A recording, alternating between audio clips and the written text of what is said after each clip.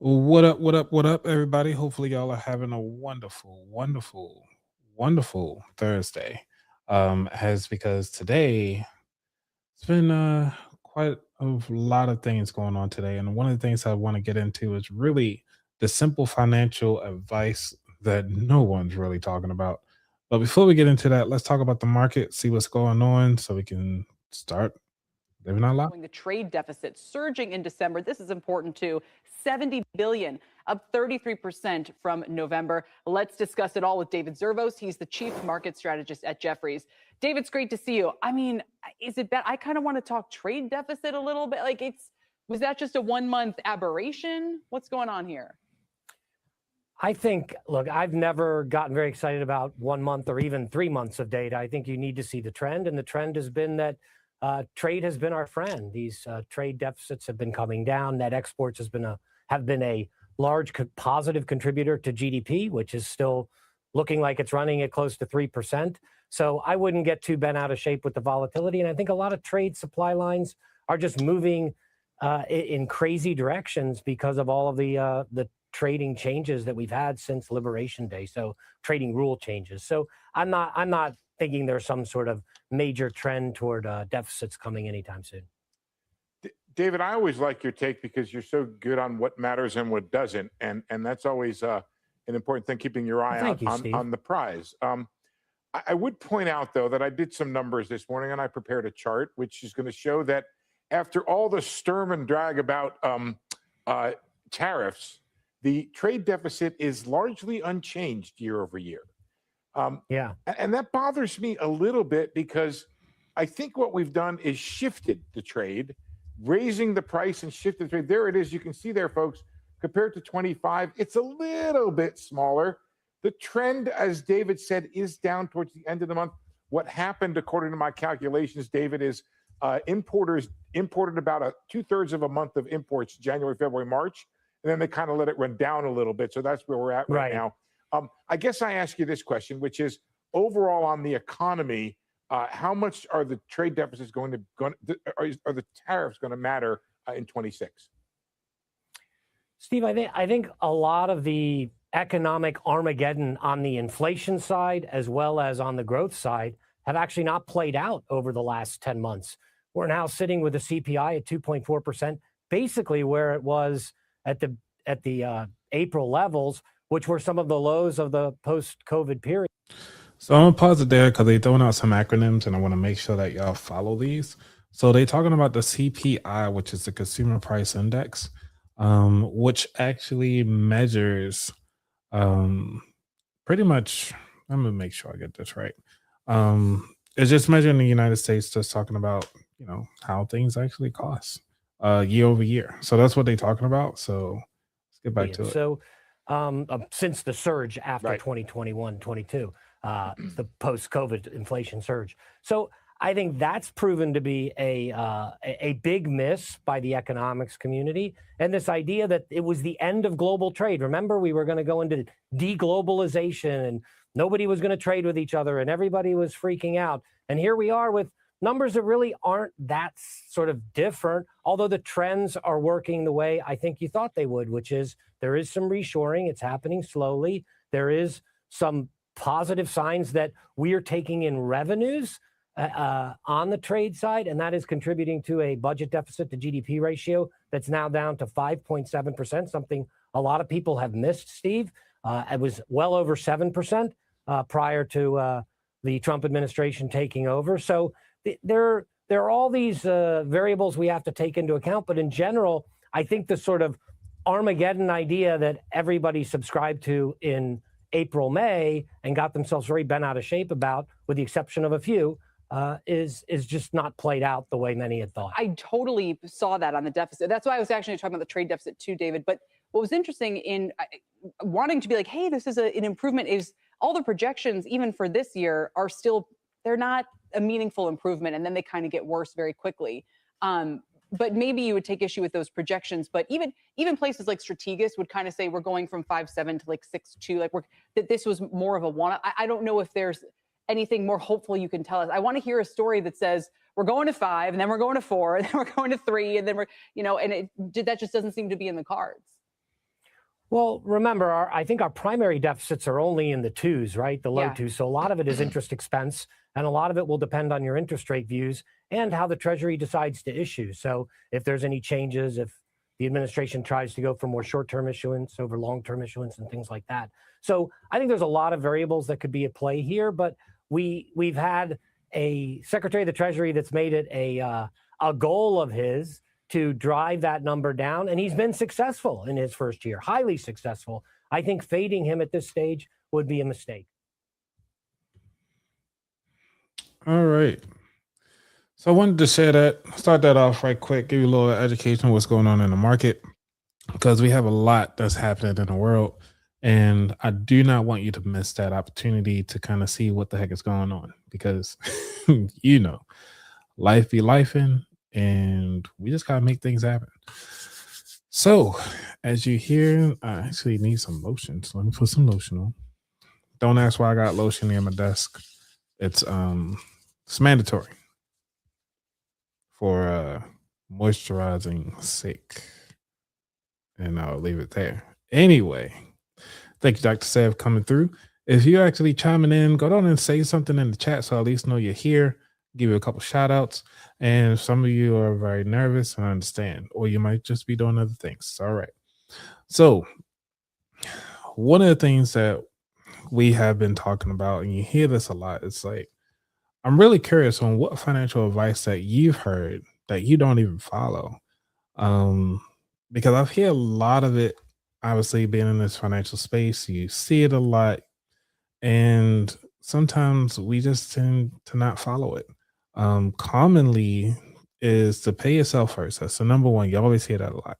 Another one is, oh yeah, pay your debts, lowest amount to the highest amount, regardless of the interest rate. You always hear that. Sometimes they always say you might have the black tax, which is make sure that you pay uh, your parents, for whatever income that you make, because now you making money, you got to pay your parents some of that money because they birth you. That's the black tax for you. Sometimes you got to send money home, depending on what country you're at and so forth. So you hear that a lot. Hear how money like money. I heard that term before as well. Does it work? Sure. But also depending on the times that you heard it, also depends on the time that they grew up when they brought this up. So I want you to think about that. If you have any like other sayings or financial sayings that you heard, drop that into the chat. I'm curious to hear what you all grew up with in the past, or that you currently still say. Are there any of them that you actually still say? That's interesting. So without further ado, let's go on and jump right into it. So, just kind of think about the financial advice that you've been following like your entire life. And, you're trying to figure out like there's a reason that you're not getting ahead. Like, what is that financial advice that just seems to like it's there, but it never sticks? So I want you to kind of think about that. But it's, in a sense, could just be a limiting belief that causes you to continuously be in this poverty trap. And we got to discover why playing it with your money might just be keeping you in that poverty mindset. And I want to help you get out of that. So let's try to dive into some of that. So thank you, Dr. Seb. You said the black tax is the cost of reaching back to help family members once you make it. That is so true.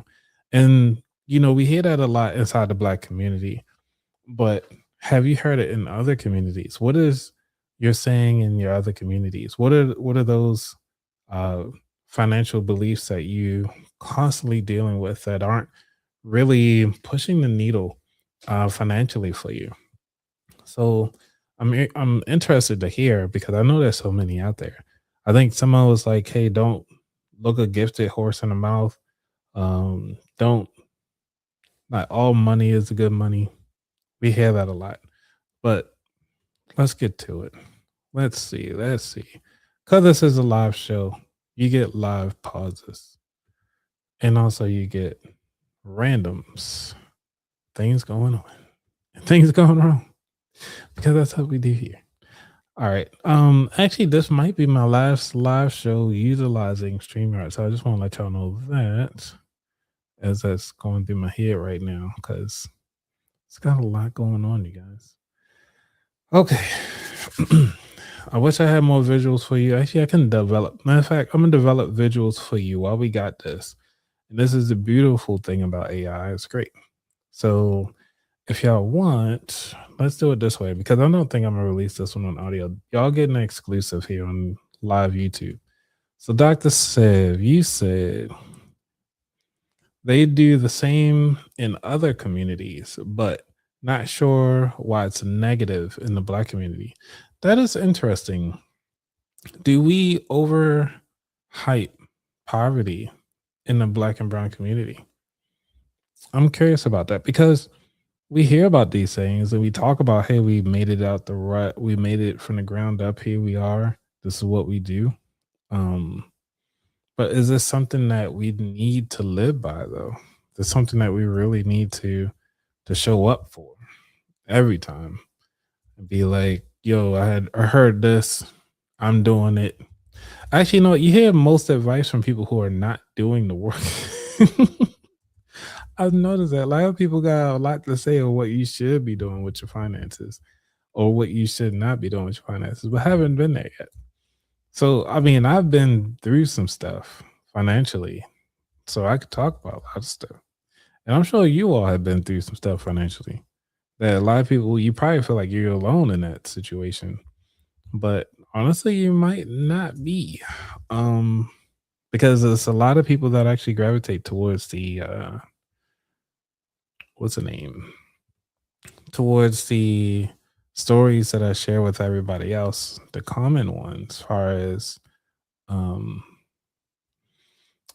see which ones like the lady that came on my show, Jazz, shout out to Jazz, who said that, she was a mom by choice, going through figuring out how to raise a child, single mom. She didn't want to deal with a dude, had a baby. You know what I'm saying? Like, it's doable.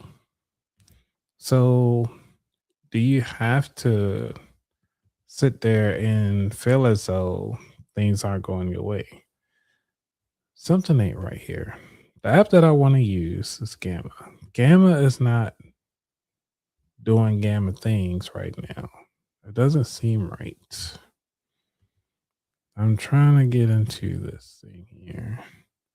I do apologize for the delay because I'm trying to do this and there we go.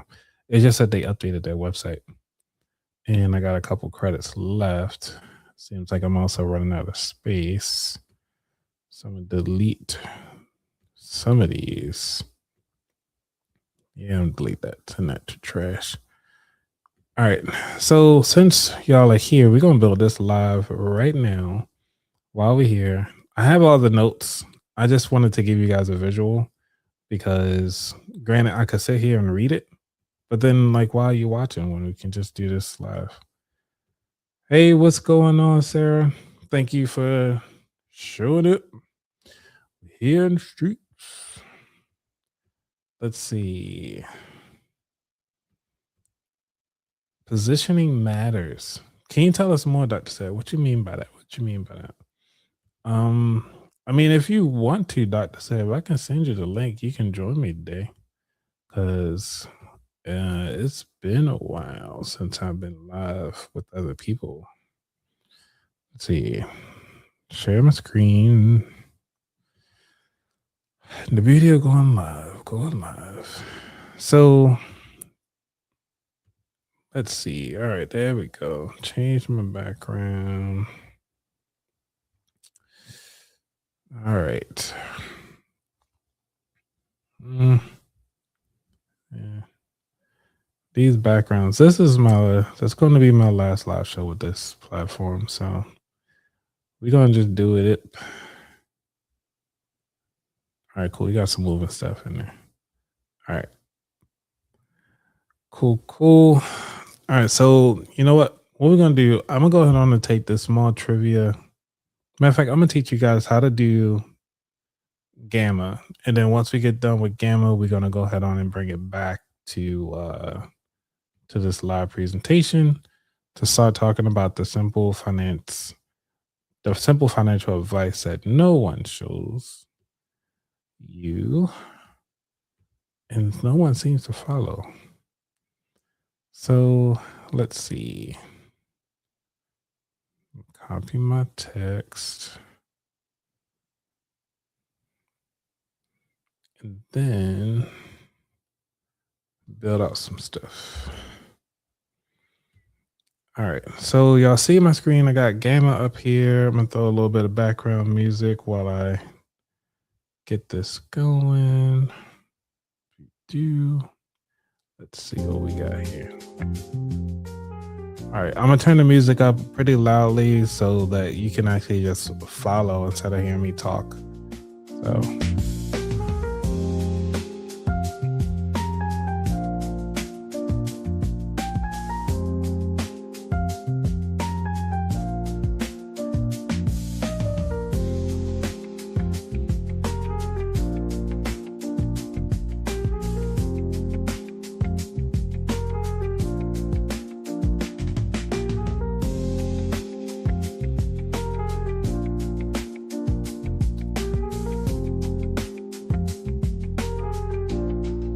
Hello.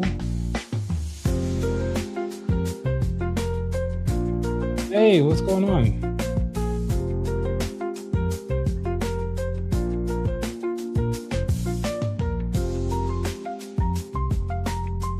Calling to the show.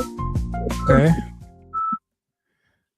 Yeah, because we were talking about the black tax. Yes, the black tax. Yes. And I wanted to add some context to that. I don't know who coined the phrase and why it became a negative thing. Because if you think about it, the Asian community, for the most part, they give their young people seed money to start their businesses, or they they provide them some kind of stepping stone financially. If you think about the Hispanic community, they live together and they help each other build. So all of the other communities are doing it. The whites do it. The white folks do it. They also, for the most part, are helping either through seed money or they are, hey, you are my frat brother, so you get the job not because you're qualified, but because of I know somebody in the upper management. So their communities are helping each other, but for some reason, when we look at the Black community, we look at it as a negative rather than, hey, I'm helping you to go further than I did. Right. So I just wanted to say that. Oh, thank you so much for calling in about that, because that is something that we all need to hear. And I appreciate you taking that quick moment to tell everybody that on the phone call here. And if you guys are listening right now, y'all want to give a call in, go on and call in. Thank you, and you have a safe trip, okay? All righty, thank you. All right, bye-bye.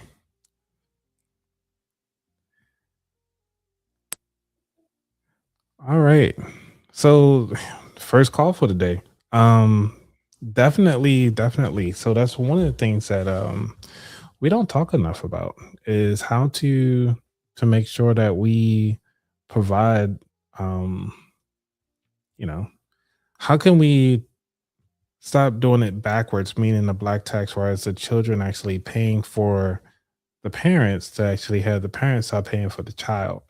And I think that's one of the things that we currently right now, most of us are our first generation of really making that finances. And I kind of wish you had more time to talk, but it's okay. Because for most of us, since we are the first generation, it's kind of tough to figure out what it is that we are missing when it comes to building wealth and actually sharing our wealth with multiple generations. It's not just that, yes, we are the first ones, so we should just give back to everybody. but then we wind up being in that same situation. So how can we as a community, even though we don't have much, still support the ones that are coming next? Meaning, what are we doing right now to kind of help the next generation? Are we investing into their retirement accounts, their UTM accounts? Are we putting away money in a high yield savings account or in a Roth account to kind of give them their money to our loved ones when they're ready to start a business? Are we even positioning our self-directed IRAs to give out loans so that if our friends or family, especially our family, are starting a business, how can we all pour into them and invest in them? Not just pour into them, but invest into their future, their businesses, whatever it is that actually helps them be successful. And I think that's what's being missed and not talked about enough. So I'm curious of what you all have to say about that. But as we go head on and share, I want you to think about that. So let's get back to building out the slide deck so we can talk about the financial advice that no one seems to follow. And cue music. But in case you, while I'm building this out and you want to give us a call, go on and give us a call at 833-699-2558. And we're all ears for you. So let's make it happen. Back to this music. And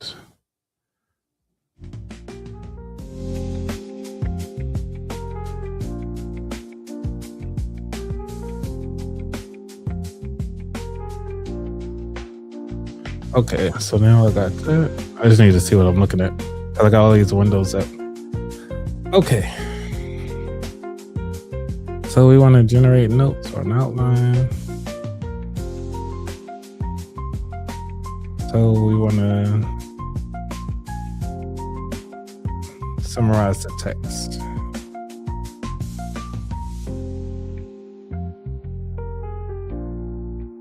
All right, keeping it simple. Go Le Clim. Then we can do,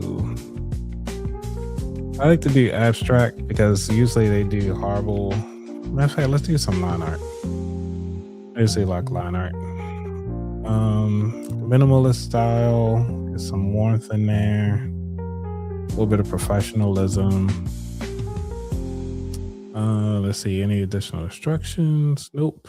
Here go all 5 segments. Closing.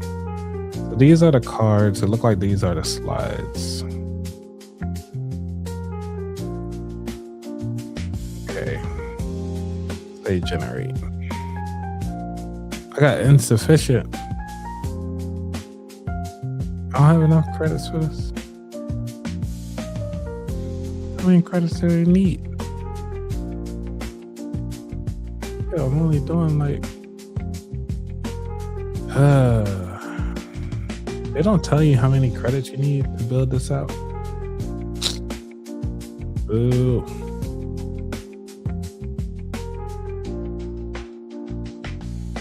I got 6 cards. My tokens, I got plenty of tokens. They don't say how many tickets that I need. I don't want to pay the $8. I want a slide deck.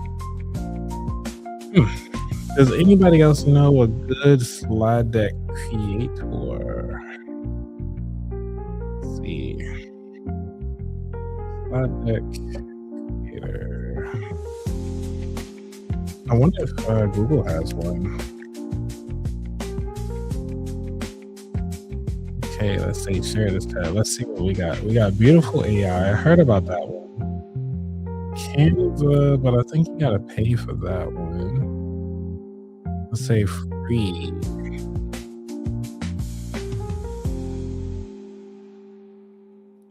Well, let's go down and check out Canva. See what we got. And I'm gonna fly through this. Don't judge me. I remember which one of these used. Not this one used. Okay. I need Canva AI to create a slide deck for a presentation using text.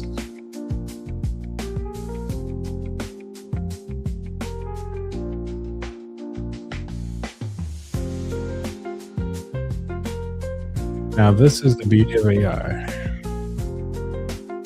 Here we go.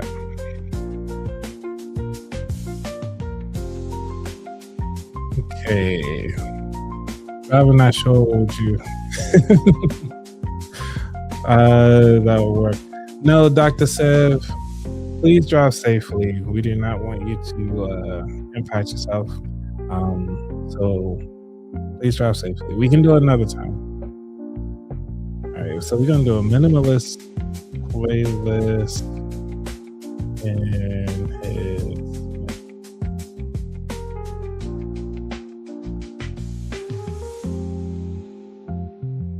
All right, so while y'all see this build in real time, actually, this is the reason why I like some AI tools, is because it allows you to like see how the inner workings do. Now let's see what it came up with. Okay, so I did all this. Cool.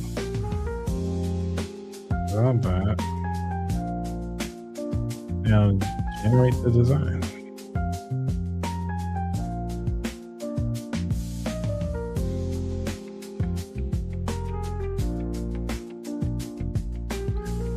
All right, so this is real time, you guys. Like, it literally took a few seconds, and I used AI to actually generate the context for this particular show, mostly because this information has been talked about ample amount of time, and also that already did the research.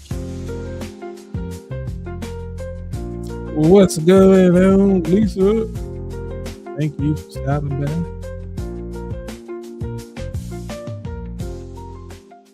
All right. So now that we got the slides set up, I know I'm cheating here, and I know Lisa will probably get on me later about not having everything together, but we here. So let's see what Canva created. Created quite a bit of things here. So we got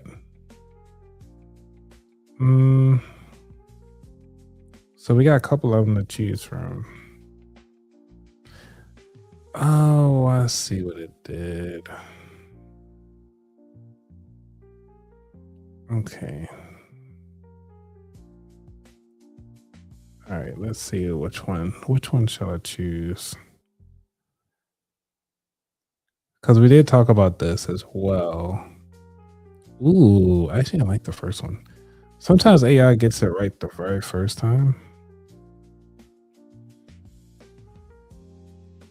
And I kind of wish they allowed me just to download it right quick.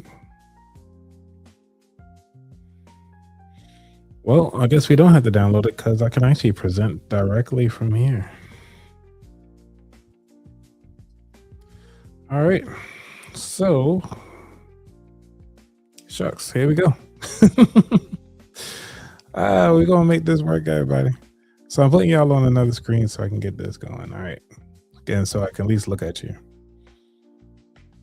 Okay, so for this particular topic, again, we are talking about the simple financial advice that no one seems to follow.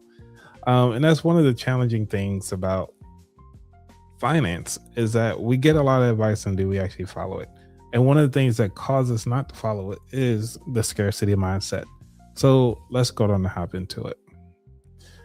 Ooh, 3% of wealth distribution disparity. Okay, think about this. That the bottom 50% of American households, meaning 1 in every 4, actually 2 out of 4 people, or the bottom half of the US. Yeah, so 1 out of every 4 households held less than 3% of the total US worth. highlighting the inequities of the financial growth opportunities that impact traditional financial advice. So I want you to think about that. Most of us grew up hearing about the same financial gospel. Like we hear about saving money. Then you don't spend more than what you earn, but putting away for a rainy day. Like, we got to put money away for a rainy day. And to try to avoid that like a plague. And look, on the surface, that sounds responsible. That sounds safe. But have you ever heard anybody really doing well in business because they played it safe? I don't think so. But this is a question that nobody really asks themselves. Is safe compared to what? Like, what are you safe from? Because here's what the research actually shows, that in 2023 that the Federal Reserve found that at least the bottom 50% of households hold less than 3% of the US wealth. And that is majority of the rest of people. So they've been doing everything right by conventionally standards, but they've been living within their means their whole lives. So is advice still any good? And that's what I want to think about. The scarcity mindset. There is a concept in behavioral economics called the scarcity mindset, popularized by Harvard economist Sindhil. I'm not even going to try his last name. And researcher Eddar Sharfer in their book Scarcity. Their research shows that people are focused on not having enough. Their cognitive bandwidth, literally their mental capacity, actually shrinks. So that actually make them worse. They actually make the worst financial decisions, not because they are bad with money, but because the stress of scarcity impairs their judgment. So I want you to think about it the next time that you feel kind of like, who knows that you're not going to find another one like this. I need to buy two. So think about that. But now let's combine that with the advice that everybody else tell you to just cut back and save more. That's the complete opposite of scarcity. That means as though you're going without. And so you got a system that keeps people managing poverty rather than just escaping it. So here's the brutal truth. Living within your means assumes your means are enough to begin with. For a huge portion of the population, they're not. So think closely about what you want to do, and no amount of skipping lattes are going to bridge the gap of $40,000 of wealth. Nothing like that. So we got to get out of that scarcity mindset. We got to start thinking about how scarcity really narrows that focus and really shows lack of power. And for me, as your podcast host and somebody you're listening to right now, I think you have way more power than what you're giving yourself. You have what it takes to do more.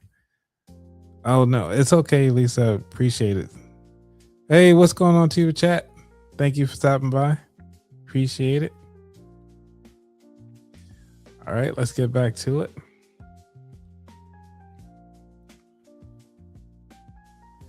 So, what first generation builders do differently? And this is going back to what Dr. Sev was talking about earlier when she called in.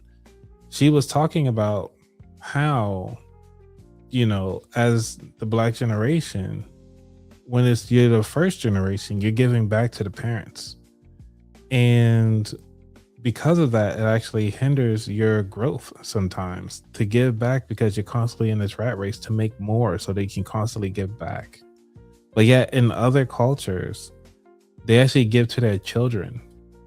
And because they give to their children, they're actually allowing the generation to grow further than what it is to just keep giving backwards. So give forward.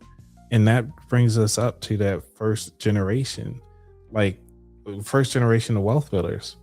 So what do people who do build real wealth do? Because because when I was in the deep of this, and I want to be clear, I'm not talking about the inherited wealth or lottery winners. I'm talking about the first generation builders, the first generation wealth builders, to be exact. A few things that stand out consistently in my research. And I know I do a lot of research. They actually focus on income expansion, not just expense reduction. So Morgan Housel in the Psychology of Money, great book, by the way, if y'all haven't read it, makes this point beautifully. Wealth isn't built by being frugal alone. It's built by the gap between what you earn and what you spend. And the most powerful lever on the gap isn't cutting, it's earning more. So when I actually talk about building your wealth, this is helping you shrink that gap. I want you to get where you want to be. And how can we make more money? And we got to do it strategically, not just by listening to one advice. You got to listen to so many people. Get as much information as necessary, but you also have to take action. So what do they do as a first generation wealth builder? They use debt strategically. This one actually breaks people's brains. But wealth individuals understand the difference between consumer debt, borrowing to consume, and leverage.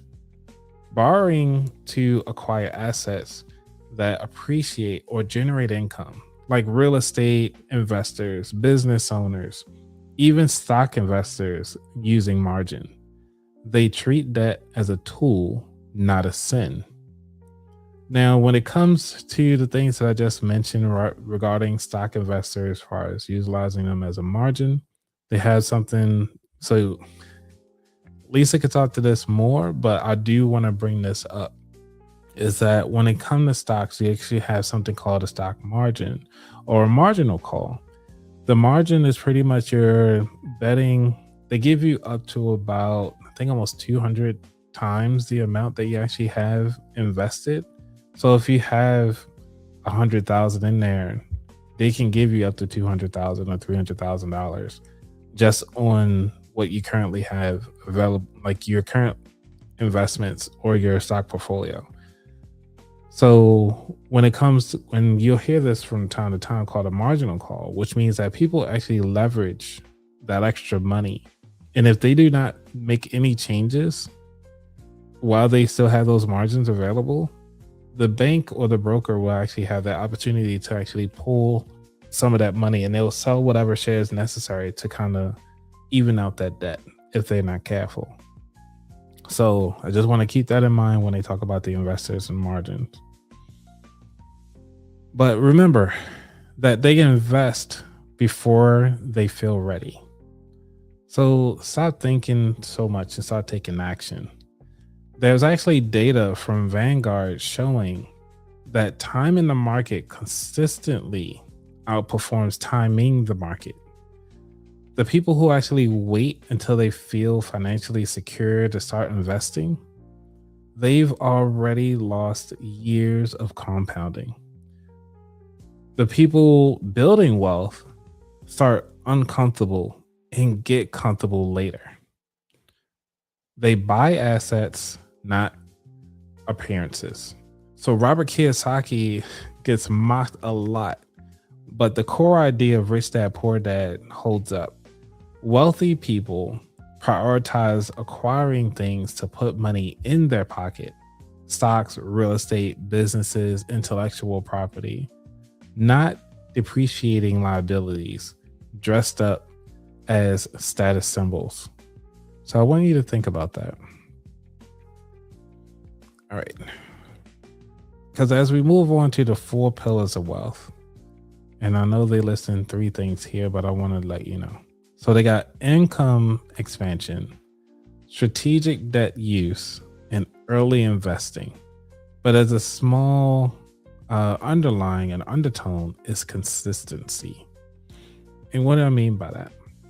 So the system is actually really designed to keep you and us, me and myself too, consuming. And I want to zoom out just for a second because this isn't just personal. There's a structural layer here that doesn't get talked about enough. The financial services industry makes money when you save passively in low yield accounts and products with high fees and instruments that benefit the institution more than you. The consumer economy makes money when you spend, and also on things that you don't need. So you want to start thinking about what is it that interests you, that you can actually build interest. And also a lot of these things that they have for purchase have built-in adolescence. So neither of these systems has any incentive to teach you how to build real wealth. And a conventional live within your means advice, it keeps you participating in both of these systems without ever questioning them. I try to question everything. There's a reason why I started the podcast, because we got to make it work. And we got the systems of consumption, which is the financial systems of incentive. And you have the consumer economy of incentives, which means that, we got to constantly keep spending. And in both systems, but one of them is about saving. The other one is about constantly spending. And how do we actually get rid of that cycle? So we got some key implications and recommendations. You got to recognize the mindset impact. You got to shift your income focus and invest early. That goes back to staying time in the market versus timing the market. Start focusing on how to grow your income.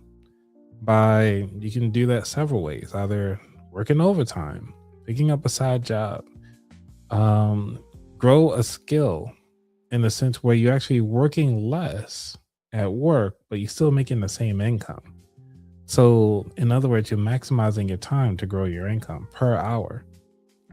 And then you got to start talking about the scarcity mindset, which we mentioned earlier. Really start thinking about the expansion. What more can you really do than just your day-to-day? And understanding the impact is very crucial and actually can break free of those limiting beliefs. So much more. All right. And let's see. So I already said my thank you. Man, it's going so early. All right. So what could you actually do? Now, remember we were talking about as far as your money, your spending, and your income. So I want you to audit yourself. Ask yourself, is my income the actual constraint?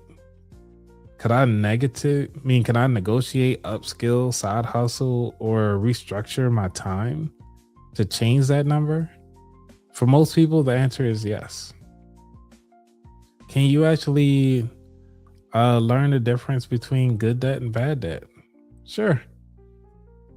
Just stop treating all your debt as an enemy. A mortgage on a property that cash flows is not the same as a credit card debt at 24% APR with an annual percentage rate.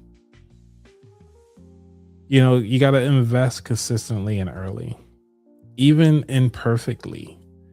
So Lisa J. Stocks talks a lot on her show about investing even at $5, starting off at $1 even, and just do it. And as we mentioned before, you do it not knowing as much of what you're doing, and then you get comfortable with it. So by doing so, you're doing a low risk. At least you're trying it with $1, $5. And they talked about, and I mentioned earlier, talking about lattes, that you can't really save your lattes to wealth. However, since investing and saving are pretty much cousins, yes, you're putting money away, but it depends on what vehicle is it driving. You know what I'm saying? Is it driving a 18 wheeler that's guzzles gas and takes a big load and just driving about, I don't know, 70 miles an hour down the road? Or are you in a Corvette driving 100, 200 miles an hour on the road legally? We talking about legally around here. So how is your money growing? How far can it go and reach your destination? And so I want you to actually have a combination truck where you can bring all your money and at a faster speed so that you can get to your destination a lot faster. And I want you to continuously invest early. If you just hearing this conversation and you haven't invested yet, and you just got money sitting in your 401k, I want you to go log into your 401k, see where your money is actually at. If it's just in the cash section, tomorrow, I want you to talk to your financial advisor or the financial person at your job to actually sit down and say like, hey, I have money sitting in my 401k. Can you at least inform me? Because they can't tell you what to do, but they can at least educate you on the tool that y'all investing in together, what these words the different words meaning, the acronyms and so forth. This is your opportunity to put your job to work for you, because you're leaving a lot of money on the table by being uneducated on what you're investing in. So I do not want you to be uneducated, because this is the whole purpose, is to entice you to get educated so that you can spend money, talk about money, and enjoy your money with confidence. And if you're not doing at least one of those three, then hey, by all means, you need to start asking some more questions, or listen to some of my older shows, ask those same questions. And if I haven't answered any of those questions for you, hit me up. Leave a comment in the bottom in the show notes. Not in the show notes, but leave a comment, because I want to make sure that I get your answers. Get you answers for your questions. So and also I want to kind of slowly wind down this talk to talk about like refrain from relationship with risk. Okay? Because there has this thing that nobody really tells you. Not investing is also a risk. And I had several people said that was one of their worst financial money mistakes, was not investing, because they would actually be a lot further financially where they were today if they had taken the advice or to invest early, even when they only made about $20,000 a year. So, I want you to think about that. But it's okay though. We can't go in the past. We can't go backwards. We're here right now. We're going to take some action. So I want you to do that. So keeping your money in your savings account at 0.5% while inflation runs around 3.3 to 4% means you're actually losing wealth while feeling safe, which goes back to the beginning. What are you safe from? Safe from who? Safe from what? The risk of doing nothing is just slower and quieter than the risk of doing something. So I want you all to start thinking about how can you start doing it. All right, they say contact us. Don't pay this anymore. All right, blah blah blah blah blah blah. All right. So hopefully you all enjoyed the live today. I know usually I run off script. I wanted to share this because this is something that I thought was actually important, worth talking about as well. For some of you guys that like to nerd out right quick, the planets are actually coming into alignment. There's going to be 6 planets in alignment come February 28th, I believe. That's next week. So if you guys are astrologists out there or amateur astrologists, go down and get your telescopes out to start checking that out. And yeah, so please make sure y'all sign up for my monthly newsletter. I know it's been a while. I haven't sent one out in a while.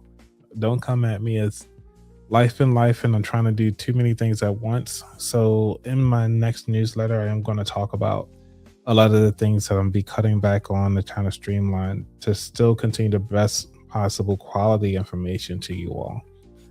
Because I want to make sure that you have the best of me and not just a little bit. And I want to make sure that I give everything the attention that is needed to be successful.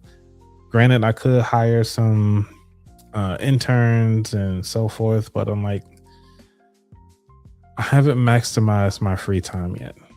And that's one of the things that I try to do is maximize my time with the tools that I have before I try to invest or put money down on anything. And am I really maximizing? Somebody told me recently is that I'm in my own way. And I'm trying my best to get out of my own way by listening to other people, see what they have to offer. And am I willing to start asking questions, asking for help? I haven't asked for help because, one, I don't know what to ask for. I'm afraid to ask for help with my show. And I know Lisa's been getting on me about doing my videos, but I'm also nervous about those too. So I don't know what I'm gonna do. I have been slowly getting what I've been getting together. I've been slowly putting out 8-minute segments on my cuts and my feeds to make sure that everybody at least getting a little longer form content. I know that some of you all have been asking for the 4-minute, 8-minute clips. Because with the little shorts, there's just not enough information in there. And I want to actually expand that a little bit more. And as I take my sip, I'm actually drinking soursop. Because I am trying to cut back on drinking, even though so I said cut back. I'm not eliminating it yet, but I am cutting back per week. So right now I'm having soursop. They have some nice health benefits with soursop, and I'm not sure. Have you all tried soursop juice? They say it's HFCS free. Oh, high fructose corn syrup free. That is cool. Because, you know, if y'all want to drink natural sugars, here you go. But highly recommend it. Highly recommend it. It's actually a pretty good drink. So what's going on out there in the financial world?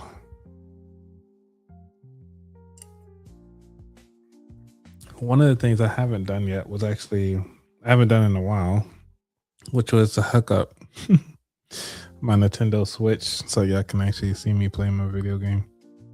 For those of you who play Nintendo Switch, I do have the what do they call it, the New Horizon, and they just came out with the update, so I'll be checking that out soon, getting that going. And they was talking about, you know, when people talk about spending money in entertainment, I have to say, like, when it comes to consistency, man, I need a break sometimes. And I know people say, like, well, you know, you can get a break when you die. Like, bro, like, but I need a break while I'm alive unless I'm become dead. You know what I'm saying? Like, it's too much. And I know consistency is one thing, but that's when it comes to consistency in finance. But consistency in life, man, we need a break. So what do y'all do for relaxation and just to kind of calm your nerves down? Because when I'm laying, like, my wind down time, I'm sitting and watching anime, having some fat snacks. You're like, Anthony, what kind of anime do you like? Let's see. I mean, I'm watching anything right now. Let me check in my Crunchyroll account. See what shows I'm watching right now. So y'all might be able to give me some insight on what I should be checking out. Let's see what we got. I'll log in right quick. Okay. All right, let's see if I can share my screen now. See what y'all got going on. So somebody saying anything, I'm just rambling for now. Where is share my screen? Because yeah, I know they talk about money, but it's like things that I tend to do. That's pretty much the end of the show if y'all just hanging out with me at this point. These are trending. So I am watching Jujutsu Kaisen. I am caught up with that. Sentenced to be a Hero is actually pretty interesting. I actually do like that their first episode was at least 1 hour long. My Hero Academia, that's finally done. Attack on Titan was done. Let's see what else I'm watching. Oh, I am watching, well, Blue Lock, I've seen it. I'm just actually just going back to actually see what the final tryouts are. Let's see. The Life of the Immortal King. That one is actually interesting. It just kind of like now background noise. Mostly because the first season was amazing. The rest of it is kind of like, let's see. What is this? Sentenced to be a Hero. That's what I just talked about. And then Jack of All Trades is actually pretty amazing. And Jack of All Trades is pretty much where he got kicked out of a team. Like he was part of this hero team where he go out and kind of clear dungeons, so forth. But he got kicked out because they thought he was weak. And then so he just kind of trained himself, made his own way, and then wound up start teaching kids. And then they found out that he was actually like pretty amazing. And then his old team was like, yeah, you're still a weak mage. We're gonna get somebody else in here. You stop. And then it just kind of followed his story on him making his comeback move and people not believing in him. And so people always, and this is the reason why I always say, like, people always like, why do you watch anime? It's mostly about the storytelling and the, as you could say, the character building. Like it does such a really good job with that. So if you kids are actually watching anime, ask them which one should you start with. I'm actually curious on which anime would they actually suggest to you in 2026. I always say there's a genre for anybody. So if you like sports, there's sports genre. I like this one here, which is Freerun. Freerun is pretty much like an adventure style mage setup. Once again, it's one of those where your characters die, she continues to move on, but how does she live like hundreds of years to kind of just take life on to the fullest? I haven't watched Trigun yet, the new one. I watched the original Trigun. Oh my gosh, this right here. Tajma wants to be a common rider. Hilarious. Meaning, the reason why I say this hilarious, let me see if I can click on it, but not click on it. Yeah.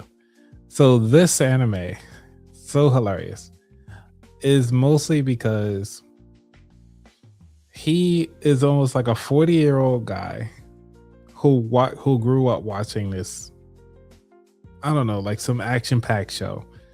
and he just thought he'd been training every day because he's like, yeah, I am the common rider. I want to do this. And it wasn't until he was in his 40s that he found, like, you see the mask that he has on? He finds the mask at like it's a kid's mask, really. He just threw it on his face and he just feel like all of a sudden he transformed. Talking about fake it till you make it. Amazing. And then everybody's story is like, it's like pretty much it's adults with money that now can actually do the kid stuff. And that's what's funny about it. And it's amazing storyline. It brings back the nostalgia of, like, you know, you always hear like cops and robbers when you're a kid. But what TV show was it that got you? It was like, you know, I'm pumped and we get to play like this outside as kids. And we go to the playground and everybody wants to be their favorite character. This is your show. It's pretty much for the millennials, for the adults who have been living, I guess, not being able to live their dream and go out to play with their friends again. But actually, like, you can cause some damage. Like, they really are causing damage. It's hilarious. Highly recommend. If you're just looking for something new. Some of these I haven't checked out with.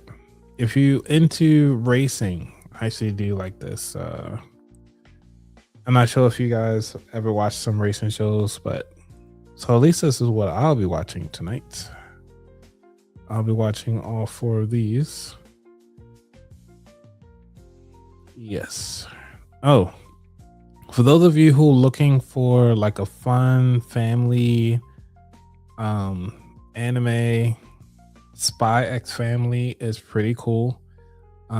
This is a spy. The guy is a spy. The girl or the woman is actually an assassin. And then the daughter, she's actually a psychic, so she can read their minds.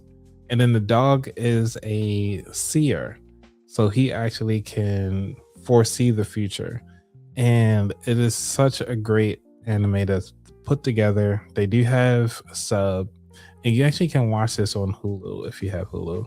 You don't have to have Crunchyroll to watch this. So love the show. It's such a great film. Great anime. All right, so I'm gonna stop here, stop sharing y'all my stuff, so I'm gonna go watch some anime. And I wish you all the best. It's been fun. Y'all be safe. I'm out. Oh, and please make sure y'all listen to some of my older interviews. Some great interviews. I'll say at least the last 3, because I'll put you about like a month back of interviews. My backlog is up until June and July, so I will not have any individual episodes of myself anytime soon. I do plan to kind of sneak one in there for myself, maybe like an 8-minute one, just to kind of say hey and how y'all doing. But that's about it. All right, everybody, y'all be safe. I'm out. Peace. Whoops, I can't leave. End the show first.